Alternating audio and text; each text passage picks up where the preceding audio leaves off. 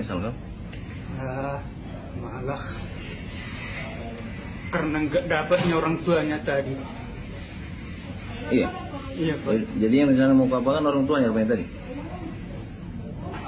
Sama orangnya itulah semua Pak. Iya. Yang terakhir tadi makanya aku bukan karena dendam Pak. Karena terus orang itu macam sepele kali nengokku. Karena aku nggak bisa kerja Pak. Sedikit ngintip dari bawah jemurannya dipanggil aku, kudis sambil ketawa orang itu. Tadilah Pak, nggak bisa saya kendalikan emosi saya, langsung saya ambil pisau dari dapur. Jadi nggak ada lagi nyesal lah ya, puas lah. Iya Pak. Puas kalau kayak gitu kan. Kau rasa kayak mana sekarang? Nyesal nggak kau perbuatan itu? Enggak. Enggak Pak. Nggak nyesal loh. Enggak Pak.